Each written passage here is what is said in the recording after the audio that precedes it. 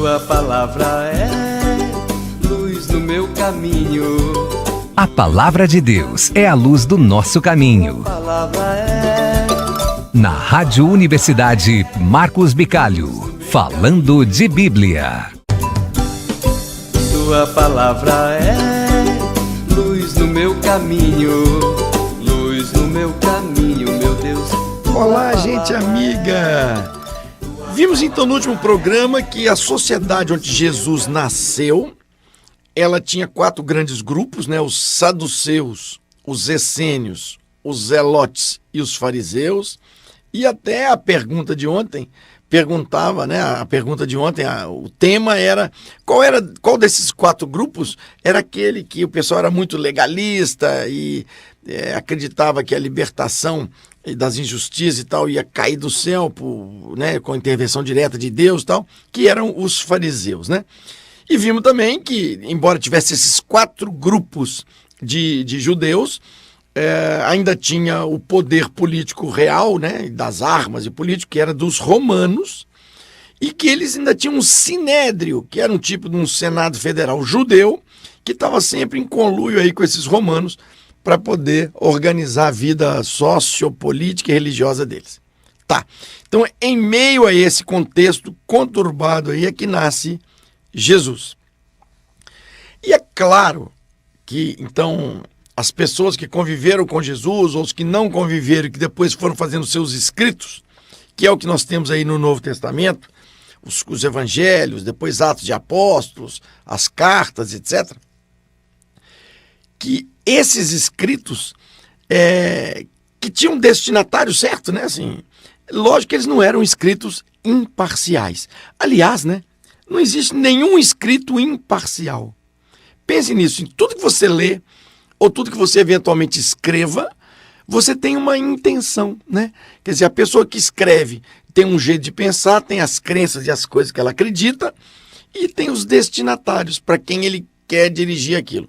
Então, por exemplo, eu tenho 2 livrinhos publicados aí, que a maioria de vocês já tem ou já conhece, sei lá, e claramente eles têm uma posição, né? Uma posição político-religiosa, um jeito de pensar, que é o meu jeito de pensar. E tem um destinatário para as pessoas para quem a gente escreve. Então, não existe essa ideia de escrito isento, escrito neutro. Por isso, a gente precisa estar sempre cuidadosamente interpretando esses escritos.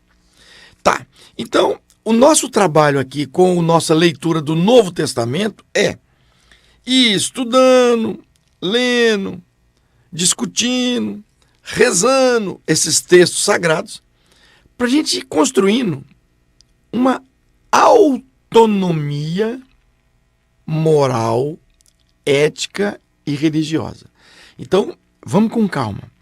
Porque no fundo, o que eu estou dizendo é que nós vamos tentar ler esse Novo Testamento buscando a adultez da nossa fé. Ou seja, para a gente parar com aquela fé de quando a gente era criança e tal, da catequese lá, e ir construindo mesmo uma fé sólida, uma fé adulta. Talvez então fosse legal eu dar uma primeira explicação rápida sobre a diferença entre autonomia e heteronomia, já que eu estou dizendo que nós precisamos de construir uma autonomia moral ética. Tá. Então vamos pensar uma coisa aqui. Uma criança bem pequenininha, começa a engatinhar, né, nem dá conta de andar, e aí a mãe, o pai e tal, pega pela mãozinha, pelas 2 mãozinhas, vai ensinando ele a andar, dá os passinhos, tá bom. Só que vai chegar alguma hora que vai ter que largar as mãozinhas da criança e deixar ela caminhar. A gente ajuda ela a dar os primeiros passos e tal, mas depois ela tem que andar sozinha. Então, ela vai desenvolvendo uma autonomia. Uma autonomia para andar, poder andar sozinha. Tá? Imagine um pai e uma mãe que jamais largasse a mãozinha do seu menino, aquela figura, né? Assim, a mamãezinha segurando a criança pelas 2 mãozinhas para cima e o menino meio que andando assim entre as pernas da mamãe, né? Ou do papai. Tá? Imagine se a vida inteira os pais ficassem apoiando essa criança que vai virando adolescente. A gente não consegue nem imaginar, seria ridículo. Com relação à fé, é a mesma coisa.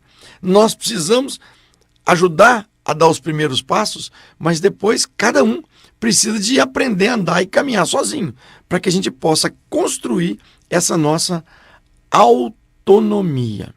Muito bem. Disse para vocês que nós vamos entrar no Novo Testamento através do Evangelho de Lucas.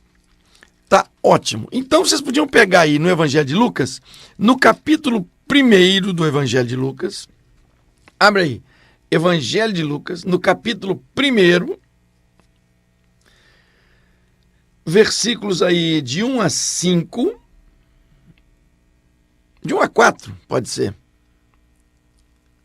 Evangelho de Lucas, capítulo 1, versículos 1 a 4. E leia e nos diga quem é o destinatário da carta Evangelho de Lucas. Para quem que Lucas escreve? Tua palavra é luz no meu caminho, luz no meu caminho, meu Deus. Falando de Bíblia, com o Padre Marcos Bicalho. Para participar da promoção, responda a pergunta através do WhatsApp 991006003. Não esqueça de colocar seu nome completo e o número do CPF. Na próxima segunda, às 10h30 da manhã, na programação da RU, vamos saber quem ganhou o Vale Compras no valor de R$250. Falando de Bíblia. Um oferecimento. Frank Chapeamento e Pintura, especializado em retoques de veículos nacionais importados. E Gilberto Azevedo Lenhas. Ligue ou mande WhatsApp para 981 19 9620. Tua palavra é